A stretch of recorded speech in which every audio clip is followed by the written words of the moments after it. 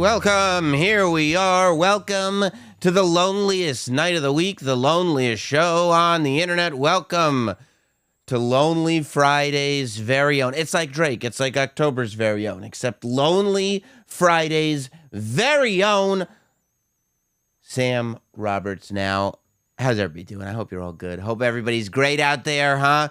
Little new music, spicing things up. I'm going to explain it to you in just a second, but here to help me explain that and just about everything else on this godforsaken planet, Hot Dog is here. Welcome, Hot Dog. Happy St. Patty's Day. Happy St. Patty's Day. Hot Dog, of course, is Irish by descent. Hot Dog, are you doing green beads? Those are Mardi Gras beads that are green. Are you doing anything to celebrate today? Well, first, this is the only thing green I could find, and this is blue, so I figured this is close enough to green. That's not. Nope. That's how that works, right? It's like the color's a spectrum. No, I can think of a different spectrum, but it is not having anything to do with colors. Hot Dog, you're lucky you're wearing that necklace, or you would be at risk for a pinching. Okay, well, yeah, no, I got myself covered. Yeah, I have just some bar hopping to do tonight, and that's it. Good.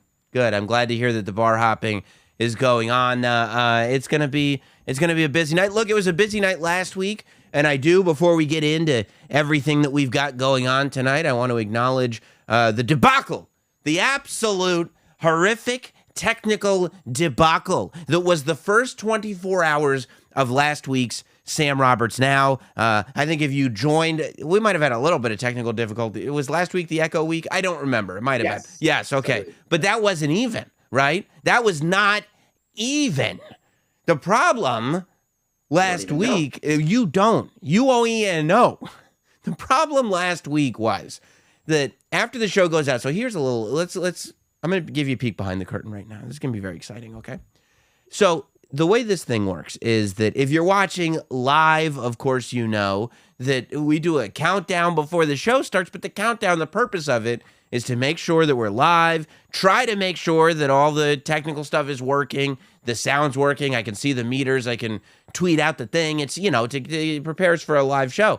And then the intro comes on, and then we come in. So what I like to do, once the show goes public for everybody, after the live broadcast, is I delete the countdown, okay? I just go straight to the intro. So the first minute and a half of the file on YouTube gets deleted, because you can't replace the upload, okay? You follow me? So does that make sense, Hot Dog?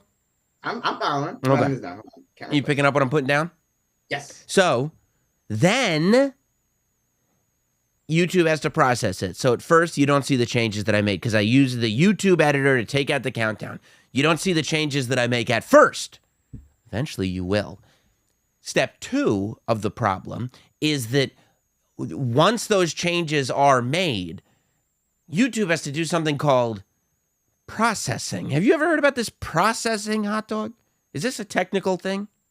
It's a behind the scenes thing. The YouTube team has to look at each and every single frame of your video and make sure that it is good to go. Okay, there's a human being. That's what that means. A human being watches the video. Yes. Okay. A whole team, actually. Okay, well, that would make, they kick it up to their higher ups. That makes sense. That's probably why it took so long, because while this processing is happening, the sound is completely out of sync. It's like a minute off. It's not like 5 seconds. It's like a minute off. Whatever you cut it out by, it sometimes saves the sound, so it'll cut the first minute of video like you asked it to, but the sound hasn't caught up yet, so that it's unwatchable. It's terrible. But usually that would only last like a couple hours, and it would generally take place overnight on Friday, early in the morning on Saturday. I thought, no big deal, people are sleeping anyway, and it's much better to not have that countdown than anything else. Well, apparently the processing team was not minding their P's and Q's, was not crossing T's or dotting I's last week, because for 24 hours, I looked like an unprofessional boob. I looked like a pleb, like somebody who has no business streaming. You know what I look like? I look like one of these guys, one of these lazy broadcasters that has never learned the technology around them, that is avoidant of looking into the future and looking into streaming that is just lazily sitting there going like, well, I have a job at a radio studio, so I don't need to know how to do any of this. And then I post a video and the sound is a minute and a half out of sync with the entire 90-minute show. It was preposterous and it was embarrassing. And I knew it was bad because then you start looking at the comments and all the comments aren't even talking about what we're talking about, Hot Dog. Overwhelming. Overwhelmingly negative. The comments were all about how the sound was completely out of sync. So I had no choice but to strike the video from the record, pull the video down, and re-upload it. And I'm the type of person who will make a mistake. Everybody knows this. But I don't make it twice, okay? You fool me once, that's a shame on you. You fool me twice, you can't fool me again, as the old saying goes. So here's the new process, and you can tell me if you like it. You can leave a comment or whatever. Tell me if this works for you. We're going to try it this week, next week. If it doesn't work for you, we'll go back to, I don't know, I'll figure something else out. You know I'm here for you, ultimately. That's why I'm accepting your super chats, because I'm here for you. So the new plan is, I said, how can I turn this into a positive? Because I don't want to have to pull a video down and then re-upload because I'm starting from zero again. It feels like a rehash, like it's a re-upload. But I go, that's what I kind of have to do to make sure this never happens again. Is I'm going to have to just pull this down and re-upload it every week. How do I make this a positive? So I'm going, okay, what's something that some of the viewers have been wanting? And there are still people that miss when we used to do Sam Roberts Now late at night, when we used to come on at like 10:30 at night and do this show in the wee hours of the morning. So here's the new plan, okay, to avoid any of this technical stuff ever happening again, because as you can see, it drove me crazy. Going forward, after the live show, that video will be hidden forever. You will never see it again, okay? However, every Friday at 6:30 p.m. East, the show will air live. Then, I'm going to say at 10:30 p.m. East, if that works for everybody, at 10:30 p.m. East, that same exact show will reappear on the Notsam YouTube channel as a premiere.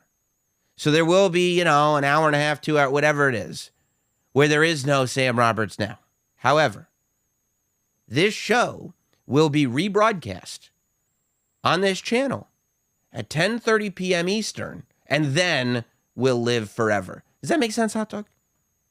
I mean, it's better than my idea, which was for us kind of, how SNL does like a pre-show run, like, around 8 p.m. and then before they go live at 11. I thought that's what we were doing. I thought this would be okay. The practice, and then we go live at 10:30. You described it a much different way. You thought we go live and broadcast dress rehearsal. Yes, dress rehearsal. And then come back. Okay. All right. Well, that was an idea, and I'm open to all ideas, but that's You don't like that one? No. Okay. No. I think we're going to go with mine this time. But if it doesn't work, maybe we'll do dress. I mean, I don't know. If it was just a second live broadcast, I don't 100% see how it would resolve the issue in any way, shape, or form. If it goes well at 6:30, then, or if it doesn't, then we could fix it for the 10:30 live broadcast. Well, this wasn't a content issue. I think you're mixed up. You go, oh yeah, we're finally gonna make the show better. No. I want the audio and the video to match. That's all. That wouldn't solve it. I don't think it would. I don't think it will, but we'll see. This is why I'm not in charge. We'll see how it goes. It's right. We'll see how it goes. And there are some people that are like, the audio's off again, and I don't trust you. I don't think so. Hold on, I'm gonna mute myself. You're not gonna get us. No. I was born at night, but not last night, because tonight's show, Hot Dog, it's only fitting that tonight's show be dedicated to the legend himself. We got this terrible news earlier today that Lance Reddick had passed away. Lance Reddick, at only 60 years old, found dead this morning in his home. Of course, we all know Lance Reddick from, he's in one of your favorite shows for sure. I don't know anybody that doesn't like something that he's been in. The Wire, I think, is the top one. Lost, Oz, John Wick. He's in video games. Like, he hits everybody, every audience, everybody that likes things. If you like things, Lance Reddick has done something that you love. Hot Dog, when you see Lance Reddick, what does it bring to mind? I think of the Wire. The Wire. That's the first thing that pops in. Yeah, I get that. He was, they don't know. They said he was found in his home this morning. The authorities were called. They came in. They don't know a cause, but they're saying they're leaning towards natural. It freaks me out. He's 60 years old, and also he was in like insane shape.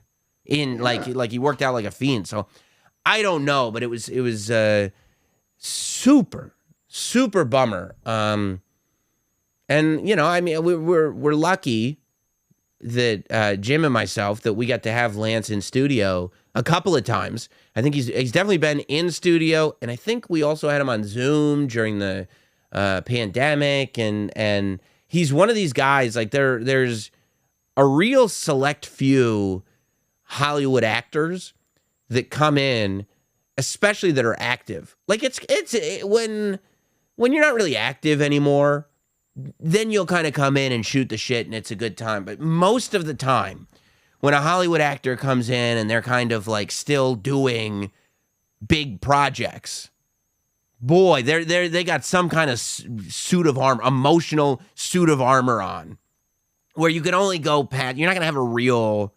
conversation. They're good at feigning real conversations, but it's not gonna be a real conversation. Lance was not that guy. Lance Reddick would come in and like seem like he genuinely enjoyed the hang, not just of our show, but of any show. He struck me as the type of person that probably goes like, well, how do I get through doing these insane press days? Well, what if I just go in and have conversations with all these people, right? What if I just go in and actually be a human being and not worry about it, just enjoy my time with it? And I feel like Omar's actor was the same way too. Yes, Michael K. Williams. Yeah. I thought, yeah, absolutely. Good call. Just a down to earth. This is a real person. He understands how fortunate he is, but he also, I think, understood that he had worked really hard at getting really good at acting. And yeah, this is one of those where you're genuinely sad. I mean, I loved him. I think Oz, I love that show, Oz. Oz is like, either you love it or you've never seen it. And I get people who it's not their thing, because it gets real crazy, Oz. Like, I mean, by season, I think when they started boxing, it's a prison drama that ran on HBO. But it's almost like it's shot like a play almost. Like it's very drama play-ish, right? And maybe that's because it all takes place on that one set inside the prison. But Lance played, and it did jump the shark pretty early. It probably jumped the shark when they did a prison boxing tournament. And I mean, just the things that happened in this prison. It was maybe the most poorly run prison you've ever seen in your life. The amount of homicides just by themselves was terrible. But yeah, Lance played an undercover cop, which is very dangerous in Oz. You don't want to be an undercover cop in Oz. That's Adebisi's in there. It's bad. But he played an undercover cop where he had to put on like an accent and everything. So he sounded, I don't remember if his character was supposed to be pretending to be from Nigeria or another, or where he was supposed to be from. But he ended up he had to do drugs to convince the gang in prison that he wasn't a cop. Because it's not enough to just say no, I'm not a cop. And they're like, oh, if he was a cop, he would have to tell us. Like, they're a little smarter than that.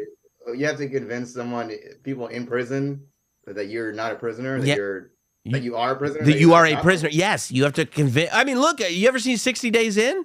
They are sniffing for rats in prison. That's a real thing.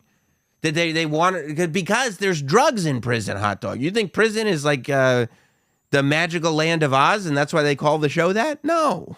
It's not Willy Wonka's. Kind of silly. It's not Willy. A cop? There's illegal stuff happening in prison. They don't want the drug trade to be active in prison.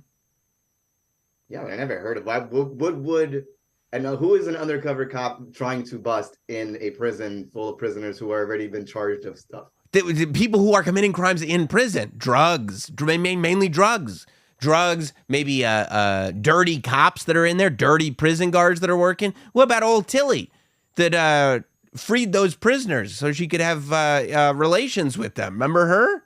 Dana Mora? What about her? If we had an undercover in there, maybe we would have gotten to the bottom of that. I mean, we did get to the bottom of that. I saw the show and everything, but I'm just saying we would have gotten to it quicker if we'd had an undercover. Does the character have to live in the prison? Of course.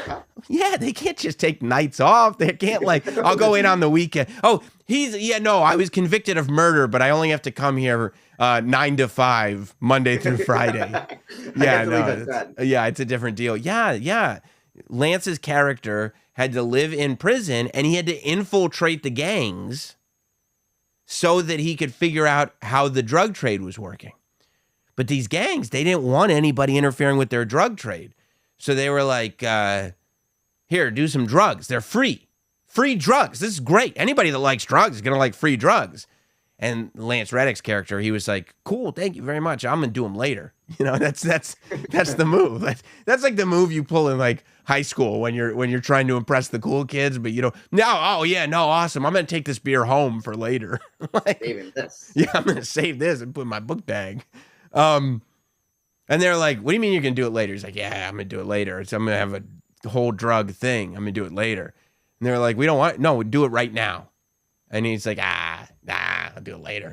And they're like, a couple days later, like, man, I did all those drugs. That's the plan. Ooh, yeah, 2 days later. Oh, you should have seen me yesterday. Where were you yesterday? Were you at home with your wife? No. I was doing drugs. Remember the drugs from before? I was doing them. Yeah. No, and so they sit there and they stand. This is obviously dramatized, but they stand over him and they're like, no, we need to watch the drugs go into your nostrils, which is really an intimidating place to be, because now also you realize that these guys are scaring me into doing drugs. And once I do what they say, I'm going to be on drugs. So it's going to be even harder to protect myself. So he becomes a drug addict in prison by mistake, on accident. Because they go like, do some more drugs now. And he's like, all right. Yeah, no, this is going well. They're like, we got some big drug secrets to tell you, but let's do it over some drugs. You know what I mean? Like how if rich people want to tell secrets, they might do it over wine and cheese. In prison, they were like, we got some great secrets to tell you. Let's do it over this plate of drugs. Let's all do some drugs. And he was like, all right.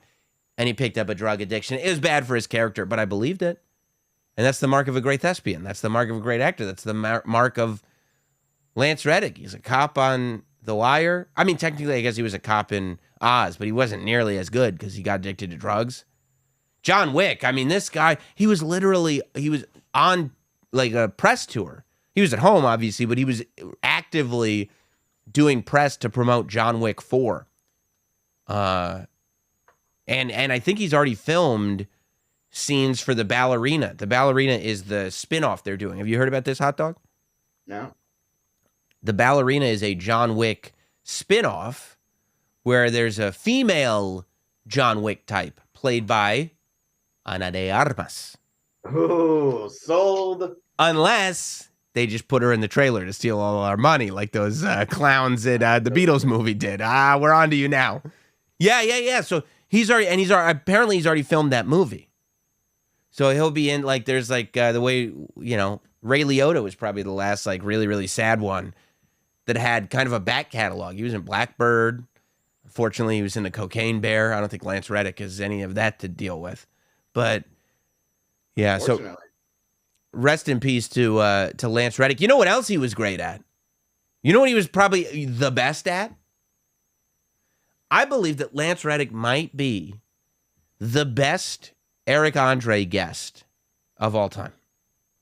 Oh, I just saw a clip on that before the show started. Yeah. Maybe the greatest Eric Andre guest of all time. This is how you know this guy's an actor.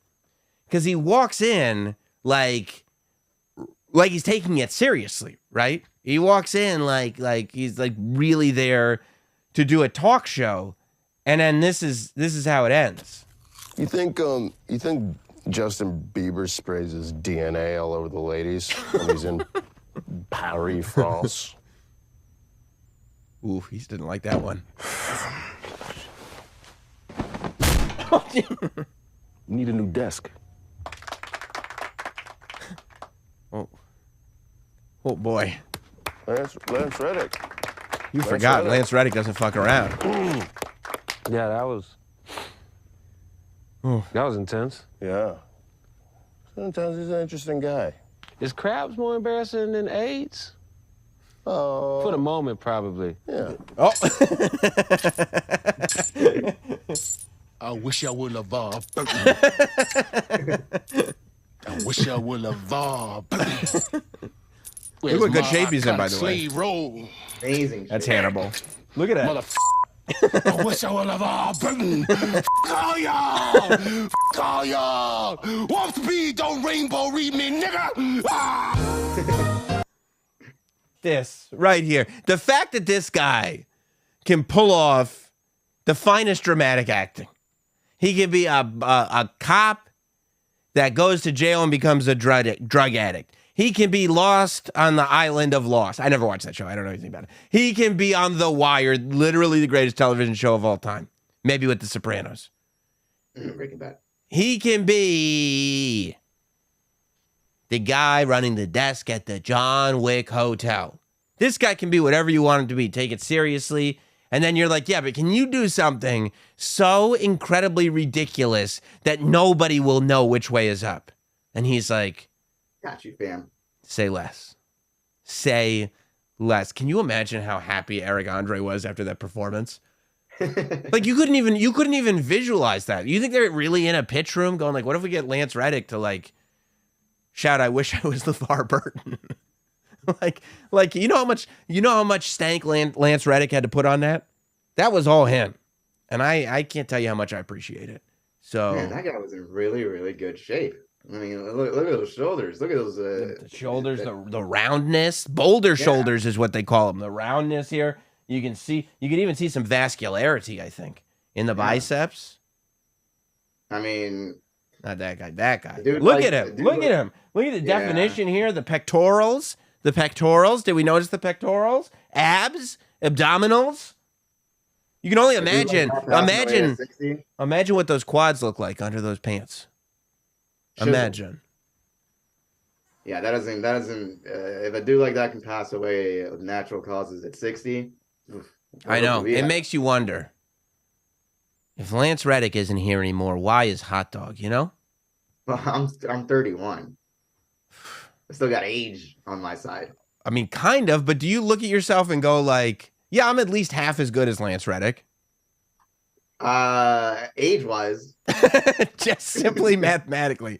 Only mathematically. Well, speaking of Eric Andre, of course, Eric Andre is very actively shooting season 6 of the Eric Andre show. I love this, by the way. This is him and I guess they're broken up now. Him and Emily, what's her name? Ratajkowski. The blurred lines, girl. Ratajkowski. But you see this face? Like, I wonder if women like this or don't like this, because it's all over his face in this picture with Emily where he's saying, I did it, guys. I did this one for us. You see? This is not about, like, he's not specifically thinking about the bond that he has with Emily Ratajkowski here. He's talking to us. He's talking to us. He's like, we won this one, guys. We did it. And I don't know anybody that looks at this, because a lot of times you see somebody like Ratajkowski is the quintessential hot chick, that she's the example now. Like this is what, I mean, you talk about a spectrum. That's the end of the spectrum. That's the comparison. I'm not talking about Ratajkowski hot, but regular human being hot. That's what you say.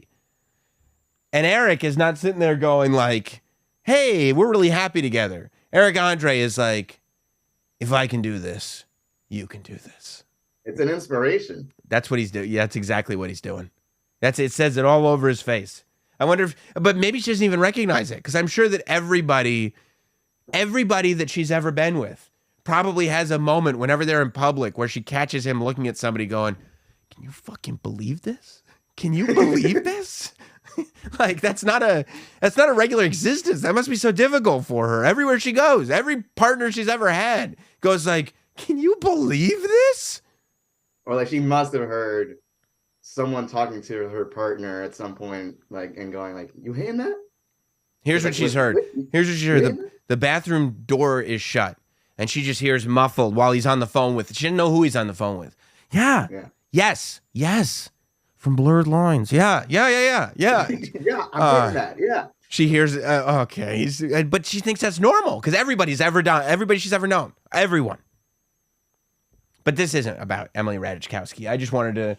Right, it's easy to get distracted. I got distracted. And Eric Andre knows it. I just wanted to show my man Eric Andre some respect for that. This is about the war that started brewing this week. Have Hot Dog? Have we heard about the latest celebrity beef? No, but I'm excited to hear about it. Yes. Eric Andre is officially at war with Chet Hanx, aka Chet Haze. Yup. Yeah. Okay, that's a good yes, the one and only Chet Haze, the son of Tom Hanks, the brother of Colin Hanks. He's at war with Eric Andre. So I'll tell you how this happened, Hot Dog. It all started when Eric Andre was doing an interview this week with Rolling Stone magazine. And he was talking about this latest season of the Eric Andre Show, Eric Andre Show season 6. And he said Lil Nas X was like the ideal guest. And I get that, right? Because Lil Nas X probably goes on there. Like, Lil Nas X is such a character anyway. Everybody wants to see wacky shit happen to him. And he just probably rolls with whatever, right? If they dump slime on him, he's going to scream. If they make live rats go across the stage, he's going to jump away from them. He's going to be he's going to play along. You know, this is what the Eric Andre Show is. The Eric Andre Show. I mean, I thought Conan O'Brien would forever be my favorite. Well, I don't know if early Letterman / Conan O'Brien, I thought that would be my favorite sort of type of talk show forever. But the Eric Andre Show brings it to a whole new level. There's nothing better. He'll bring guests on, and he'll, in the middle of the interview, pull out a gun and shoot a cameraman. And the guest is just like, what just did you just? And Eric Andre's like, so tell me about this project, you know, or just start getting naked or whatever. He'll show his butt. He'll show his anus. He'll do whatever. It's great. It's a great show, but it's pranks. You know, it's really like insane, ridiculous pranks. And he said Lil Nas X was the ideal guest, but this is what he said. He said Chet Hanx was a tough cookie. He said Chet Hanx was not a great guest. You want to hear some of these quotes? Mm-hmm. He goes, he said this about Chet Hanx. He broke our crew. It felt like Rust. He broke us down. You remember Rust was the film where a person was shot to death on it when Alec Baldwin fired that gun. Eric Andre said Chet Haze made his show feel like Rust. He said he is emotionally disturbed. He stole a motorcycle and rode it around. He almost knocked a bunch of grips and gaffers off their ladders. It was very dangerous. And then he said, he tried to prank us back, but we edit out all his bullshit. Come on. Which is great. I mean, I love that he came with a plan. Oh, these guys think they're going to get one over on me, but I'm going to get them. They're like, dude, we own the cameras. We control the edit. Like we're editing all of this out. And then I'm confused. I feel like that's the kind of energy that Eric Andre. No, I already know. I can read these quotes. And I know, sounds like his energy. No, but that's back at him. That's not what you want on the show. You want a foil. You want a back and forth. If we're playing improv, Hot Dog, and you go, this is a toaster, and I go, look at my toaster, then you go, improv. Where are we going to go with that? Like, we just both have toasters now? And you're like, boy, I hope somebody has some bread. And I go, I'm also looking for some bread. You're like, okay. Yeah. Well, I use my toaster for breakfast. What do you use your toaster for? Also for breakfast. How about you? And you're like, I just said This is not yes. This is, I mean, this is like an idiot's version of yes and. This isn't what the dynamic is here. This isn't funny. Like, if you go on and you're like, oh, this is a prank show, but I'm going to prank him back worse. I'm going to totally fuck his show up. That's not what the audience, you're not thinking about the audience at that point. You're not thinking about the show. You're not thinking about the performance of what you're doing. Here's what you're doing. You're a fool with pride is what it sounds like. You don't want to be the butt of the joke. So you're like, wait till I get him. You know? All of the pranks that he does are like, you know, you don't want to pull the curtain back too much, but they're very well choreographed. Nobody's in actual danger, right? If he just has a guy riding around on a motorcycle that they didn't plan for, he's got insurance to worry about. He's doing a real TV show. This is not Adult Swim. This is on television. It's on Hulu, for God's sakes. You know? But you don't go on. Aren't you curious? Huh? Aren't you curious to see what he was doing? Well, it's not, because it's also, you know, it's not funny. Like, Eric Andre is funny. That's why he does the pranks. Chet Haze didn't think of funny pranks. He probably just did things that were destructive. It was like when that guy came on the Tom Green show, right? The only time you've ever seen Tom Green pissed on television is some musician that was on who was like a chainsaw musician or something. And Tom Green was bringing him on, but it was kind of going to be like a back and forth. He's probably going to, like, whatever, goof on him a little bit. This is what we're doing here. And the guy comes on without checking with anybody and chainsaws up Tom Green's desk. And he thought Tom Green would be like, oh, this is the wild Tom Green show. Right. But Tom Green was like, that was actually a really expensive desk. That's what he said. He goes like, that's not funny. This is a really expensive desk. I don't know why you did that. Like, why would you? And the guy's just sitting there with his chainsaw going, you know, because of the show. Tom Green, you know, it's wild. And then I thought, and he goes, well, we're going to have to get a new desk now. We don't just have a budget for desks. That was I had them design a desk that looked just like Johnny Carson's desk. That was custom made. Yeah. So you don't like this? Because Tom Green's sitting there going like, that's the damage on this desk is forever. Like, you're not a forever guest. You know, if George Clooney shows up and damages the desk, then it's like, oh, that's from when George Clooney was here. That's kind of cool. But if this dude with a chainsaw, like, that's not why you're here, dude. It's so embarrassed. That's not cool at all. And the guy was like, oh, okay. But that's him. That's probably the energy that Chet Haze had, that he was like, oh, I'm going to match fire with fire. And it's like, who wants to see that? We're not actually, this isn't the prank war show. This isn't prank battles. Who can outdo who? This is like, you just come on and Eric has figured out some wild ass thing that's going to be funny on TV and you go along for the ride. It'd be like if you were on a roller coaster and there was a guy manning it and you just grabbed the lever from him and he was like, what are you doing? And you were like, because roller coasters are unpredictable. Pew, pew, pew. And he's like, no, this is controlled chaos. Controlled. You see? Chet is funny, though. It's not, I wouldn't doubt that what he was doing was funny. Chet Haze? He's a naturally funny guy. When has he been funny? Every video that he ever releases is hilarious. But it's not always intentional.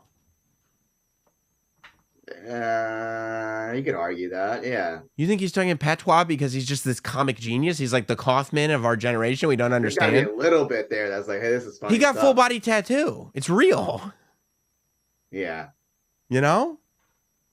I'm just bummed out. I kind of wish this two would get along, but did he rebuttal? He rebutted. Chet did rebut. And so, because here's he goes, he tried to prank us back. We edited out all his bullshit. And then Eric Andre said this: how did Colin Hanks come out so good and Chet Hanks come out so bad? That's the bullshit that Chet has heard for a long time. He doesn't like that. He doesn't like those. He doesn't like that. It's not a fair comparison. Why? They're brothers. Tom Hanks is one of the most beloved human beings of all time. No, he said Colin Hanks. Oh, Colin. Why did Colin Hanks come out so good? They came out same vagina with the same sperm. So how did Colin Hanks come out so good and Chet Hanks come out so bad? I think that's a very fair comparison. But even still, though, you don't want to be. I don't think it's fair to compare siblings. I think that's kind of toxic. Every man is his own, you know. Like you don't want to be compared to your brother, your more successful brother who's acting in all these movies and whatnot. That probably has lingered on with him for years. Of course, then don't steal motorcycles. Here's what you think to yourself: if your brother is that much more successful for you, maybe think to yourself, would Colin steal this motorcycle? Would Colin go, I see that motorcycle. Would Colin steal that motorcycle? Because if not, he seems to be better at making decisions than me. You know? Yeah. Well, you'll be happy. He did respond. He responded on Instagram Live. Chet, Hanx, he went to, or Instagram stories or whatever this is. He went onto his Instagram, he took his shirt off, and he said, I'm going to let this guy know what's up, okay? What's up, you guys? So I'm sick as Here's what happened with the Eric Andre. So Eric Andre invites me on his show. I'd never seen it before, so I started watching episodes. I see it's like on some really like weird, like outlandish troll. So I'm like, all right, cool. I'll match that energy. So I come on the show and I'm on some super like outlandish troll thinking that he would get it. You know what I mean? Oh, I get it. Here's the thing. If you're matching Eric's energy, you don't go on a show and match the host's energy because they're the host. Like, they're the ones controlling. That would be like if a lion matches the energy of the lion tamer, you know what happens? A disaster. A dead lion tamer. It's terrible. It's not the show anybody came to see. It's a memorable one. I'll give you that. But it's not the show anybody came to see. If the ringmaster is out here doing this and doing that, and the clown is like, I'm going to be more like the ringmaster, we're not doing a show anymore. What are you doing? Who's going to be the clown? Eric Andre is the ringmaster, and the guest, whoever the guest may be, is in the position of the clown in the least offensive way possible. But Chet's not a clown. Again, he's like, nah, not me. Don't do the show then. At one point, he has a dude come and jump a dirt bike on the stage. Well, they must not have known that I ride dirt bikes because I picked that started riding it around the set. Everyone's like, no, don't do that. Like, you can get hurt. I'm like, chill. I just popped a little wheelie. I put the bike down. Come on. Come on. That's fair game. That sounds like fair game. What, popping wheelies? Someone introduced a dirt bike into the set. A hired stunt driver. Yeah, it sounds like fair game to me. Oh, we're riding dirt bikes? Yeah. Now he wants to come out and say, talk about me. You must just not like the fact that I outshined you on your own show. Ooh. I mean, that's ridiculous. That's what I mean. But that's the energy, hot dog. That's the energy. He's like, oh, no, I'm going to be the host of the Eric Andre show. Like, okay, Chet. I'm sure everybody's going to see this episode and go, hey, why isn't he the host of the show? It's season 6. It's the 6th season. They're not looking for a different host. They better release that footage of him riding the dirt bike. You want the Chet tapes? Yes, I do. Now, do you think that maybe Eric has come out this strongly because he's worried because he knows that everybody's going to see Chet and go, why isn't he the host? That's the best troller of all time. I think instead of leaving it in the cutting room floor in the editing room, they should let us decide whether or not Chet did too much. I want to see everything he did and decide if he did outshine Eric or not. And whoever outshines gets to keep the show. Gets to keep the show. That's fair. I mean, I guess that is fair. Look, Frank says, yeah, you don't go on Jim and Sam and fart. That's Jimmy's job. Can you imagine somebody trying to out-fart Jim? That wouldn't be cool. It's not cool. Jim wouldn't appreciate it if someone farted and snuck out the room. If somebody was like trying to fart in camaraderie, then yeah. But if somebody was trying to out-fart him, Jim would be like, what are we doing here? He'd defecate in his pants. Because he'd go, it's not going to happen. Not here. And then it's like, now we've lost all control. Now it's the farting show. Now it's the farting show. And you're going like, well, we didn't want to do the farting show. We're not, this isn't fart competition. Well, I feel like. And honestly, when I was on there, the dude seemed shook because when I came out and sat down, he seemed like genuinely nervous. Like just being around me, the dude seemed like shook. I don't know what it was, but there's a lot. Do you think that's true, Hot Dog? Do you think he was worried that Chet was going to steal Emily Ratajkowski from him? Was she there? Because that's a possibility. You think Chet could have walked off with Ratajkowski? Once he popped that wheelie up. That's sick. Yeah. That is sick. That he just popped a quick wheelie and sat back down. Like That's pretty fucking badass. A lot of people could not even think about it. Could never. That- most people. Most people could never. And I think that's an appropriate matching the energy of the show. So far, I don't think he did anything that was too crazy. It's not like he got butt naked or something. So what if you got butt naked and jumped on the dirt bike? That's a good combination. Okay. I mean, he's got the bod for it, right? Yeah. I mean, what kind of energy are you expecting when you invite him? Yeah, I guess. You know what? Maybe it's like, okay, they wanted to make a fool of me. Well, I'm going to make their life very difficult. Yeah, it's great. Weirdos in Hollywood. I don't think you were one of them. I thought you were funny and cool, but turns out you're just a dude. Oh, he said P word under that beep. Whoa, he didn't think he was a Hollywood weirdo. Ooh. I thought you were cool, not unlike my brother. Yeah, my brother's not cool. I'm cool, and you're not cool. You're like my brother. I think what it was is that when I came out and sat down at the desk when he introduced me, they had a mic problem. Like my mic wasn't working or something. So I went right to play around with the shtick of the show. Like I wasn't serious, but I looked over at him and he was shook. Like he genuinely thought I was pissed or something. So I do like this, actually. I do like it's like, okay, because, and this is playing to your strengths. This I kind of respect.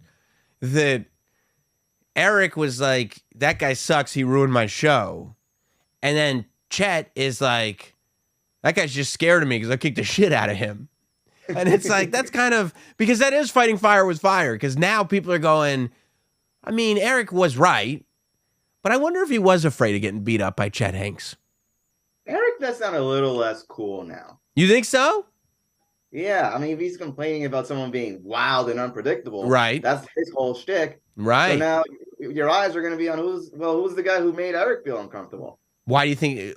Tell me this, Hot Dog. Now that we've got multiple choice, why do you think he made Eric feel uncomfortable? Was it because Eric thought he was going to steal Ratajkowski, or is it because Eric thought he was going to get beaten up by him, or both?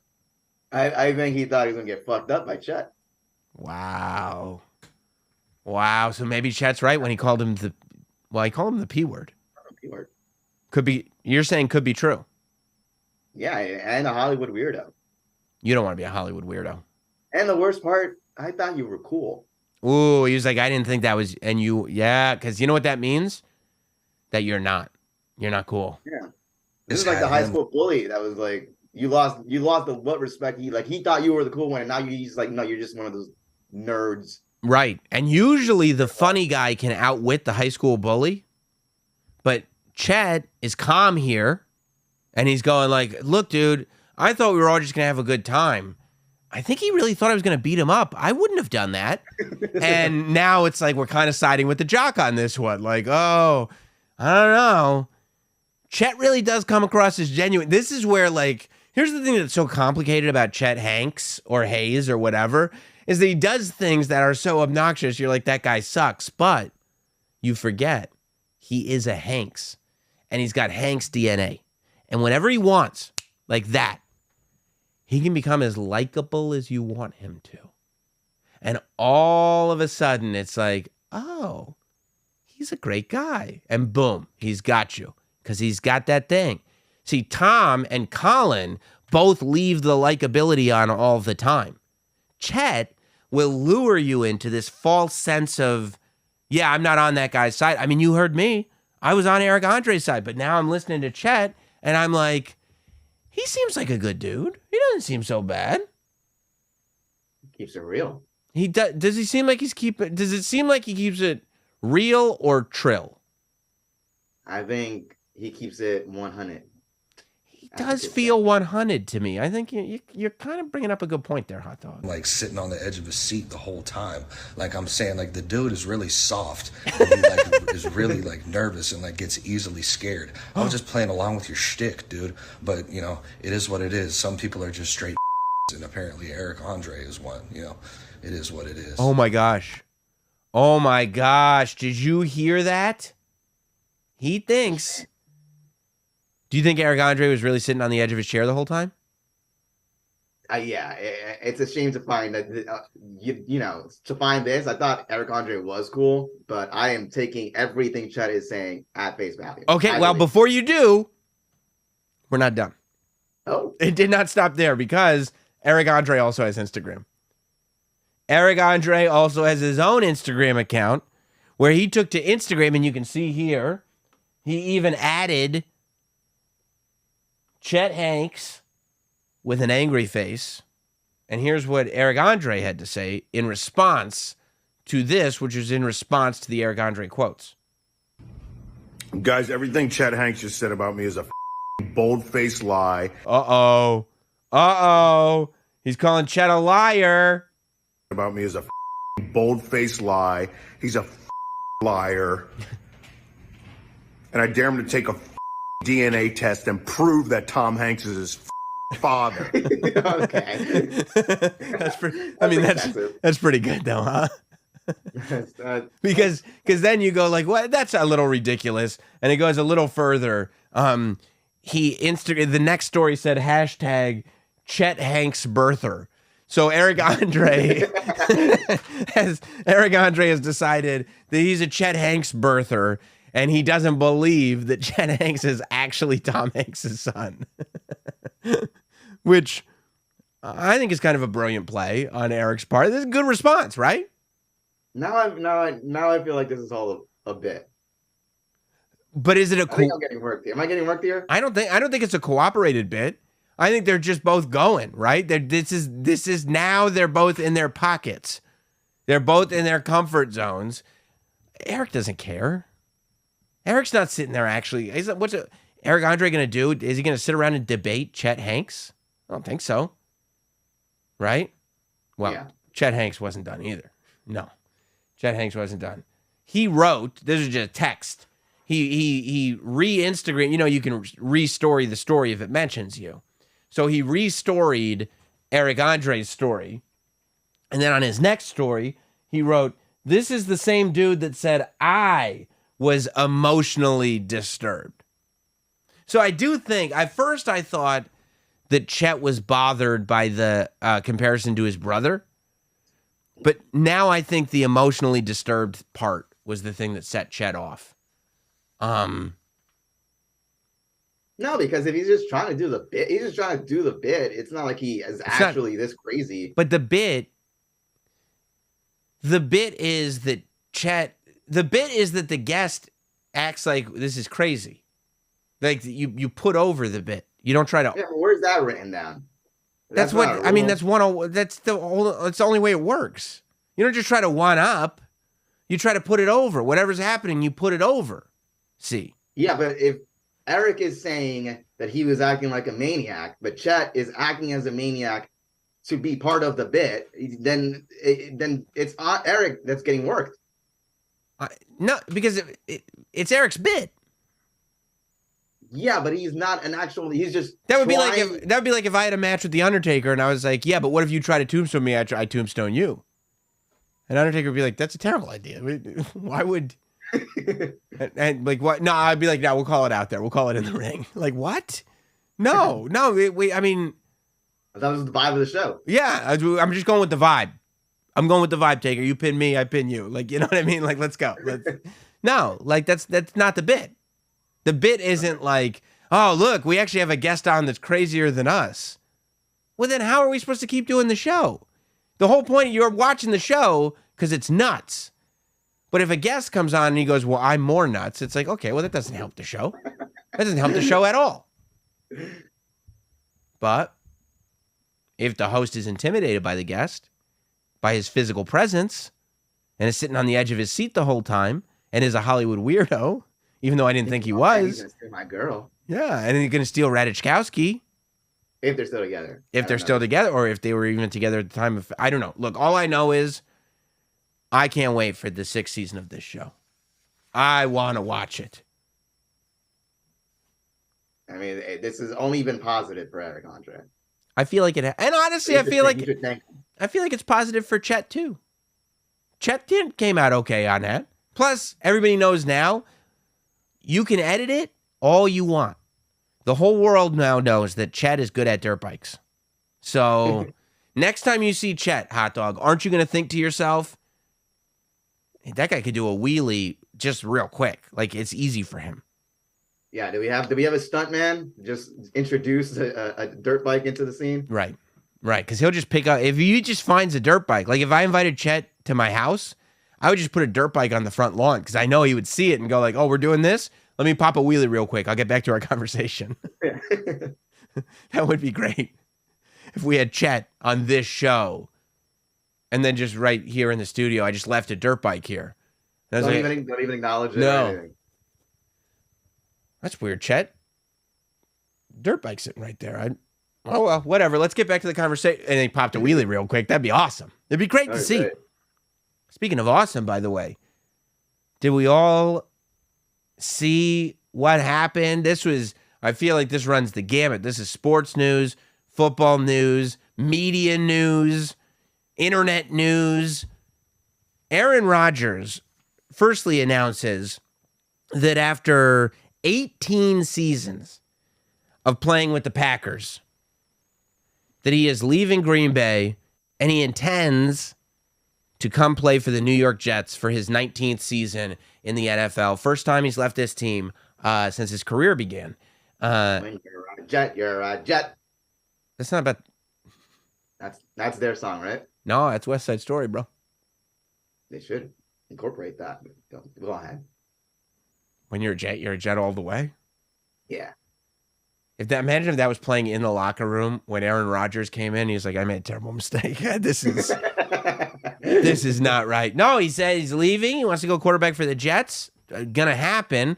The only reason it's not official is because, he's still under contract with Green Bay. And so the Jets and the Packers have to come to an agreement. And he said that the Green Bay is dragging their feet and trying to get as much as they can from the Jets out of the compensation for it, And he said, I guess that's part of the problem. He said that he doesn't like the way Green Bay historically and presently treats their older players. He's 39 years old, but he's still an incredible quarterback.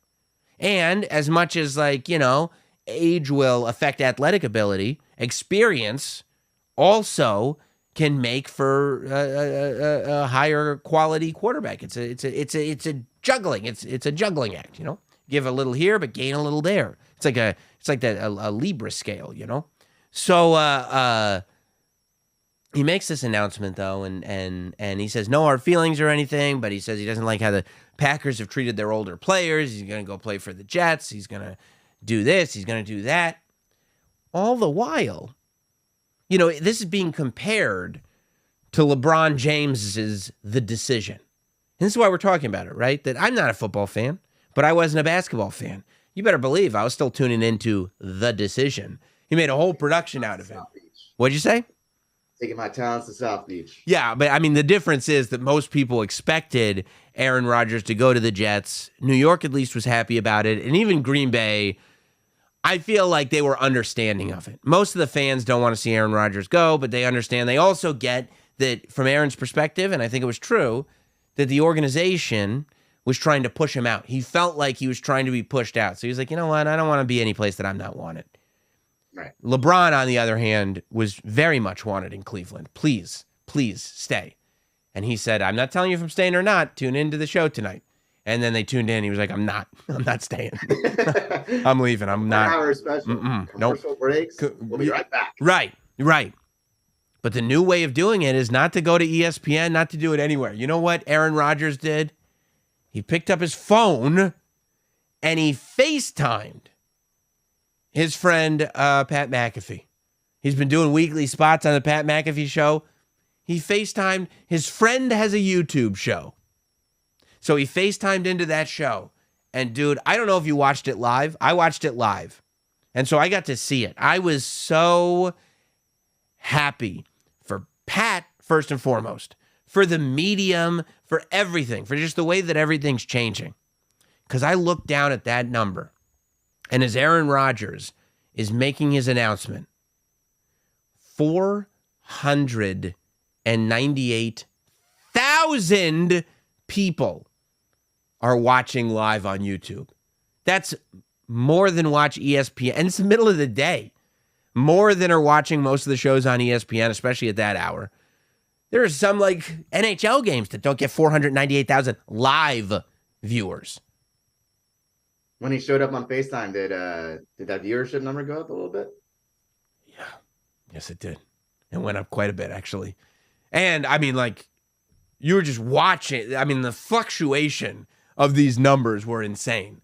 But it really was. I mean, it was an amazing thing to bear witness to just see. And Pat did a real interview with him. You know, you kind of run the risk of these guys are friends. You know, there's a reason Aaron Rodgers is going here. He doesn't want to deal with, like, there was what I can't even remember. It might have been, I don't want to say it was the wrong, I don't remember if I wrote it down or not.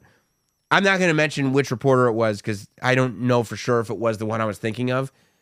But Aaron Rodgers was in a darkness retreat. Darkness. Aaron Rodgers was in a darkness retreat. Did you know that before he made this decision?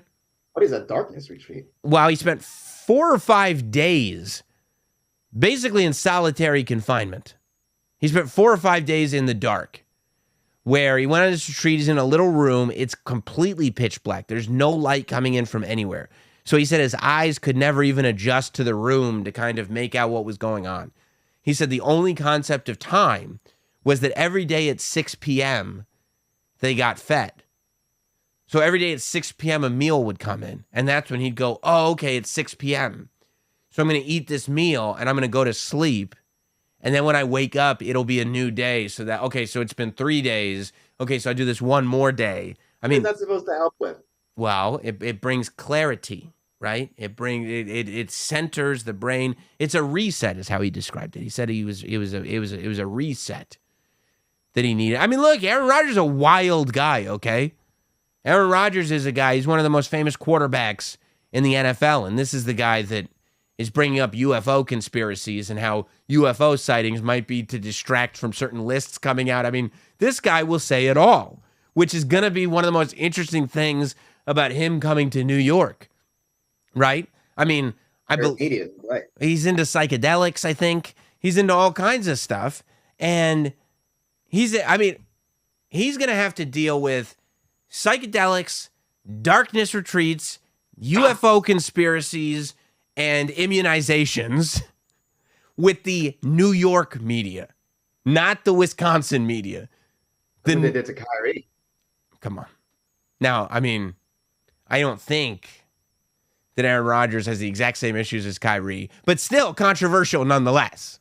Yes. It'll be very interesting to see. I feel like, you know, he's going to go full Marshawn Lynch. I'm only here so I don't get fined. I'm only here so I don't get fined. I'm only here so I don't get fined. And then he's going to pick up his phone and he's going to FaceTime McAfee and go, okay, here's what's going on. Because he got out of his darkness retreat and one of the reporters texted him going, hey, any update on the stuff between Green Bay and the Jets?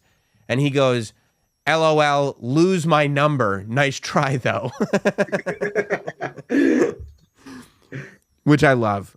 I love that he did it. But yeah, this is where we're at, though. This is a real thing. Like, you don't think that going forward, people will realize, like, the magnitude of these announcements, that you don't have to play grab ass with a cable network to try to get your word out there, that you could just sit home and FaceTime your bud and all of a sudden, boom, here we are. The internet is taking the message right to the people. All the headlines come out immediately, the clips on Twitter right away, and you're done. Yeah. You can go have dinner. You don't have to leave your bed. You don't have to leave your bed. You don't have to, yeah, you could just do it however you want to do it. And now, just off of that news, you know, McAfee just does his show on YouTube now. It's totally independent. but he signed this deal with FanDuel, where he's a FanDuel show in the sense that FanDuel is basically his biggest sponsor. And I don't know, not that long ago, he signed a $120 million deal with FanDuel, I think for 4 years, like $30 million a year over 4 years. And on the heels of that big Aaron Rodgers scoop, there was then, it's up to something season, which I've been following up to something season for years at this point. Those of us who are in the know have been aware of up to something season forever. It's just now up to something season has gotten so big that the New York Post is reporting on up to something season. You know what is that? Up to something season is when Pat's up to something. Like right before he signed for SmackDown, or right before he announced he was having a match at WrestleMania, or right before the FanDuel announcement got made, or right before these announcement gets made, or the College Game Day announcement. When it's not ready to make an announcement, but it's coming pretty close, that's when we know it's up to something season. And Pat's already talking about up to something season again. And people are saying, and this is the beauty of Pat, he will quit a job. He will. I mean, that's the origin story of him, dude. He quit soccer to play football. And at a time in his career where he still had $6 million or something like that to make on his contract, he was like, I don't want to do this anymore. And he just quit the NFL. I didn't know he played soccer. Before he was, he was like college, high school. That's why he's a kicker.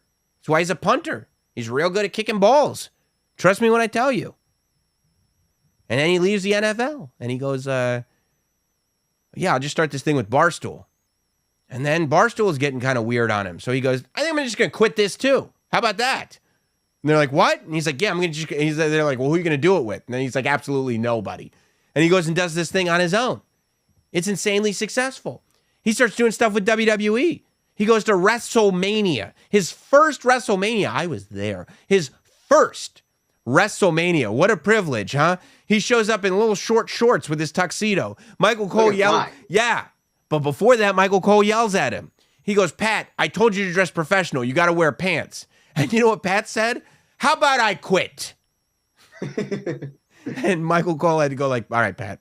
All right, you can wear shorts. I stepped over the line. I forget it. No. Wear whatever you want. Because he was going to quit for real. And now... that was the look. Yeah. And now, maybe, according to speculation by some of these newspapers, Pat's ready to say, I appreciate the 120, but I don't need all of it. I think I quit because they're saying maybe he's going to go to Amazon. Maybe he's going to make a deal with YouTube. Maybe there's more money to be made. I feel like Pat's trying to streamline right now. He spent a few years making sure he was doing everything, right? And just spreading himself super thin. Now, they're bringing a McAfee baby into the home. He's trying to streamline. And now it's time to get the bag, right? The big bag. The big bag. He's out there doing a little bit of this, getting a little bag here, little bag there, little bag here, little bag there. When I say little bag, I mean to us, any of those little bags would change our lives. But he was getting back on SmackDown, is he? No, he's not back on SmackDown. Wade Barrett's the commentator on SmackDown. Yeah, he's still, No, he's not. Yeah. He'll pop in for a Royal Rumble, and then he'll be out again. I'll take that Royal Rumble bag. I'm going to be out. I'll catch you at the next bag. You see? He's trying to get a big bag that'll allow him some free time, I think. And that's it. That's it. I think it's a good move. We're officially in up to something season. From what I hear, and I hear things, it's up to something season. Not for me, for Pat. I mean, for me, it's... What are you up to? Winter. Just a dry, barren winter. But for Pat, it's up to something season. Okay. And as long as I have a friend like Pat who I can live vicariously through, and I'll tell you about a hot dog, then I think we're okay. You know? We're up to something. Yeah, I mean, if I got 1%, if I could figure out how to get 0.1% of Pat's views, then I would announce it was up to something season. But we haven't gotten there yet. We haven't mastered that yet. But what we have mastered is the art of the live show. If you want to experience Notsam Wrestling Live. Be part of Notsam Mania. Come to the Comedy Store in Los Angeles, California on March 29th, Wednesday, March 29th. We just announced that Medusa is going to be there. And by the way, new scoop. This was just confirmed before the show. She's going to be doing a book signing right before the show. So if you're going to the show, you want to get an autographed copy of Medusa's book, you come. She'll be there from like in the club. You can find her in the club. The doors open that's right.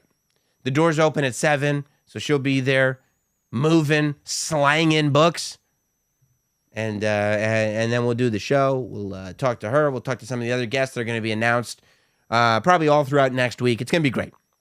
Well, let's just say this: we got guests booked. We're up to something season, okay? It's up to something. Yes, we are. Yeah, we are. It's going to be great. Hey, speaking of up to something season, I want to know what you're up to. Hit me in the Super Chats right now if you want to participate in tonight's show.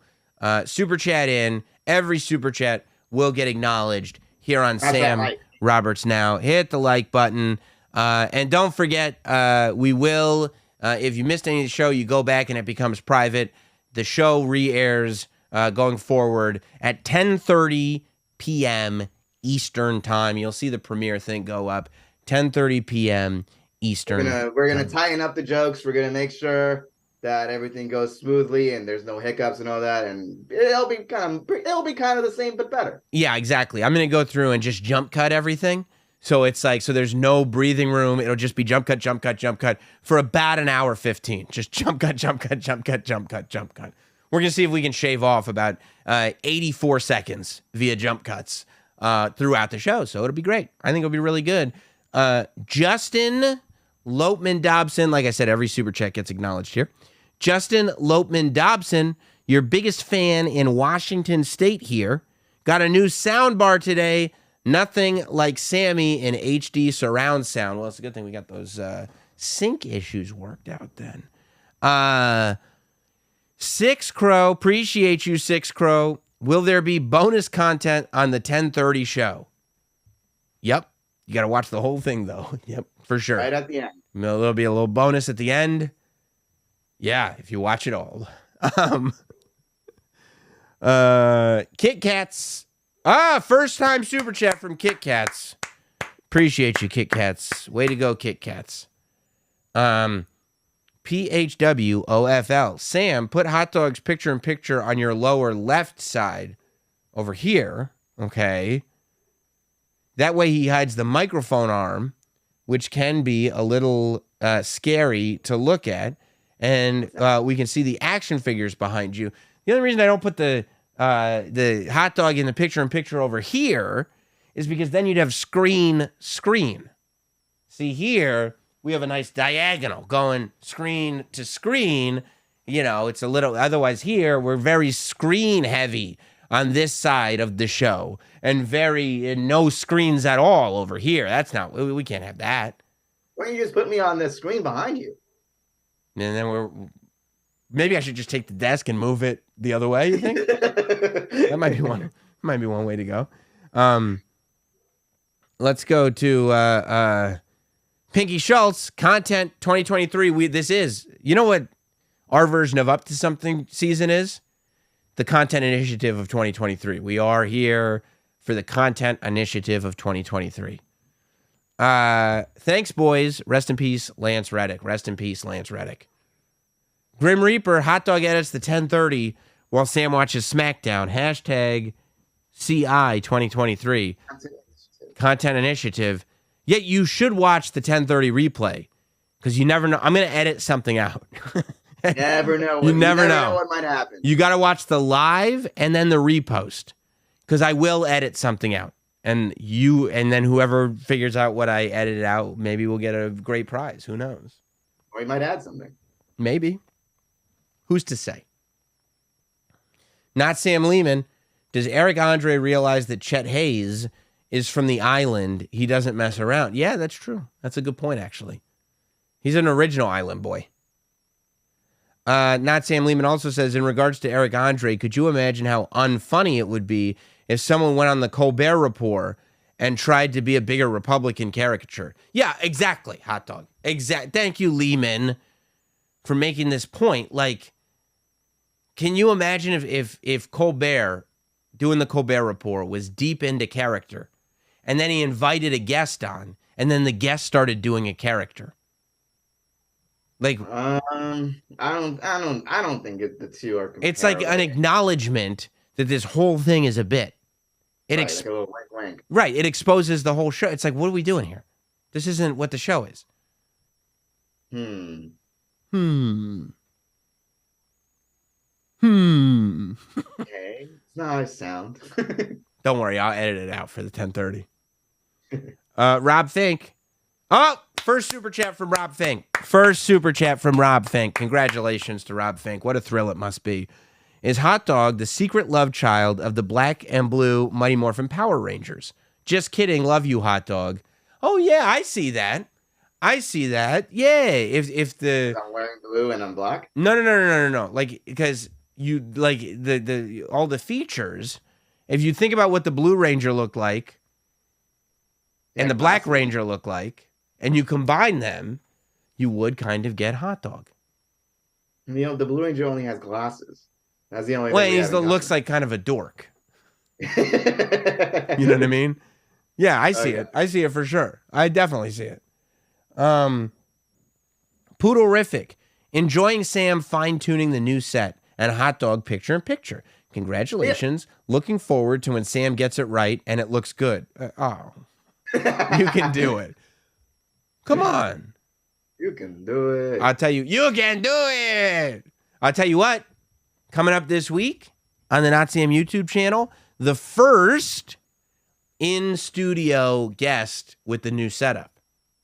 Nice. Right? So we're executing all different parts of the studio, and you'll see, I personally think that the in-studio guest portion, I think this is a vast improvement over what we had before. And I think the in-studio interview portion is an even bigger improvement, personally. But you be the judge of that. You can leave it in the comments. Kevin Lumford, Hot Dog wearing a Where's Waldo costume that he bought from Wish. Is that where you got that, Hot Dog? Did you get that from Wish? I'm definitely not leaving the house now with this. Don't let them. By the way, it wouldn't matter what you were wearing. You'd still look like the Blue Ranger. Like a geek? But not. How do I look? What? How do I look more like the Black Ranger? Shave down those teeth. Yeah, it's gonna be hard. That's not happening. Hot Dog. Okay. Again, this is Hot Dog. This is a username. Okay. Yeah, I see it. Hot Dog's soft penis problem. Rodgers is going to hate it in New York. I think that that's true. I think he's going to have a real bad time with the New York media. I don't think he's going to like it at all. They love asking questions. They love prying. You know, all the New York radio shows are going to be talking about him all the time. Every move he makes is going to be in the New York newspapers. The New York is relentless when it comes to sports media. Relentless. I don't think he's gonna enjoy it at all. People are gonna be screaming about him on the Fan and whatever, ESPN radio. It's gonna be bad. Suspect. You think? Well, yeah. I mean, it's gonna be fun for us. Yes. It's gonna have to do like 3 darkness retreats a year. It's gonna be a lot. It's expensive to sit in that dark room. I'm sure you could do it on a budget. I'm sure you could, but once they find out you got football money, they make dumb shit real expensive.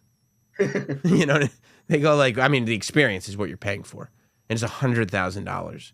It's like, to reset, it's probably worth it because I just go in this closet for 3 days. You should set up darkness retreats in your apartment. Yeah. $15 darkness retreats. 45-minute darkness retreats for $15. Get some sucker to cop it up. Suspect Phil says, why not buy a super chat to support Sam? Do it now. Okay. Suspect Phil actually bought a super chat to advertise super chats. So that's nice. I can appreciate that. All right, guys. I appreciate you all. Definitely let me know what you think about the new schedule and the new way of doing things in the comments and whatnot. You know, we're a work in progress. I feel like that's what the show is going to be going forward. It's going to be like it's going to be the Big Dig or whatever in Boston. Like one of those construction projects that like is mafia funded because it just keeps going. Like nothing is ever built. It just keeps going. Like every week we're tinkering with this and tinkering with that. And it's to what end? I don't know. Why?